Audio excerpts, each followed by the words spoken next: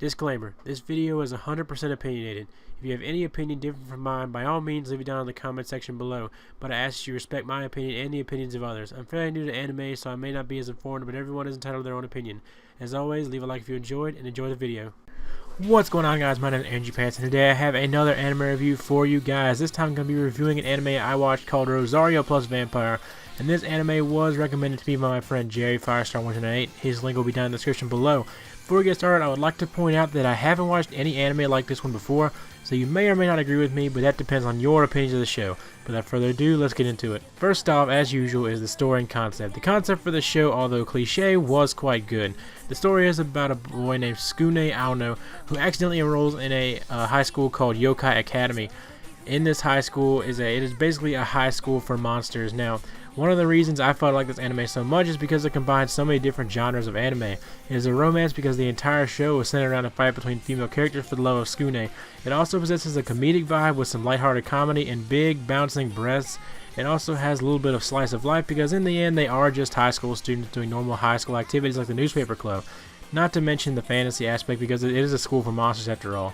The story, in my opinion, is very well done.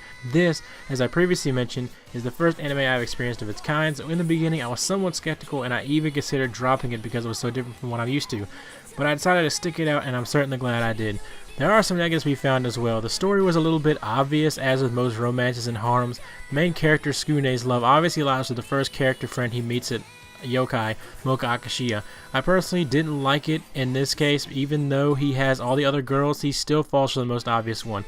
I would have loved a twist ending where he chooses a side character over Mocha, but I guess it's too much to ask. Another thing is over-sexualization of sexuality and fan service, although towards the end my opinions changed and I realized it wouldn't be the same without it, but I think that rant belongs in the animation section. The last thing is the fight scenes in action. The action scenes, especially in the beginning, is repetitive and no scene lasts longer than about 150 seconds. They even tell you how long it lasts, and none of them last longer than 150 seconds. Just a small complaint considering it isn't an action-based anime, but it's still a complaint that I had. Next up is the characters. The characters in this show are, in my opinion, the best aspect of this show. Each character is highly diverse and each has their own style, personality, and traits. The main character in this anime is Skune Aono. He accidentally enrolls in Yokai Academy, which is a school exclusively for monsters disguised as humans. He is a very kind-hearted individual who values the lives of others and his friends, making him the reason he is loved by all the female characters in the show. On the way to school on his first day, he runs into the next character, Mocha Akashiya. Mocha is a vampire who grows fond of the taste of Skune's blood, and this is the reason she becomes his first friend at Yokai. Mocha's true vampire form is held back with a rosary steel over her breast. When it is removed, she turns into true form of vampire. As you can expect, she is Skune's main love interest and is preferred over all the others. The next character is a girl named Kurumu Kurano. Her true monster form is a succubus which has wings and long claws. A succubus is a woman who uses her powers to manipulate men into being her servant. She starts off trying to take Skune from Mocha out of spite, but then falls in love with him. She decides to become friends with him and win him over the old-fashioned way. Kurumu has always been my personal favorite character in the show, but I can't tell you why. I don't know if it's her personality, the way she looks, how she acts, or maybe it's her big, ginormous eyes. God, those things are huge. The next character in the fight for Skune's love is a witch named Yukari Sendo. She is a younger girl of about 10 years old who skipped a few grades to get into high school.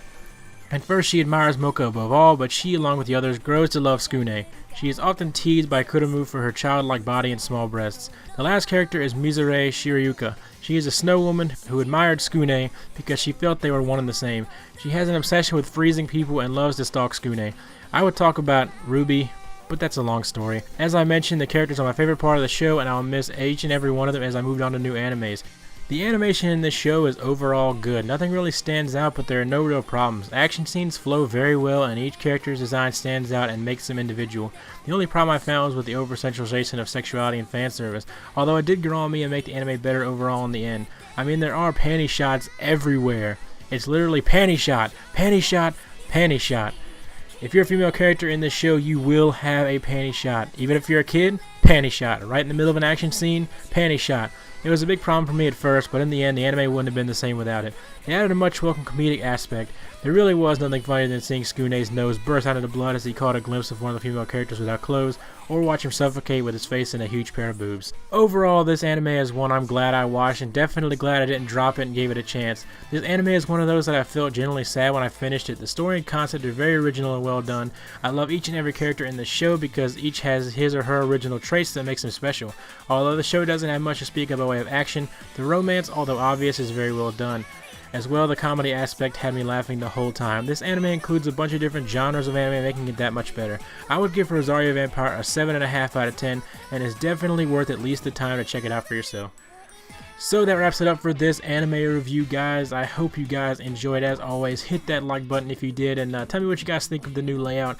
I kind of fixed it, and I kind of rearranged it and twisted it around and made it a lot different. So tell me which one you guys like better. I personally think this one looks really good, so, you know, I'll stick with it if you guys prefer it. But as always, leave a like if you enjoyed. My name is Energy Pants, and I will see you guys later.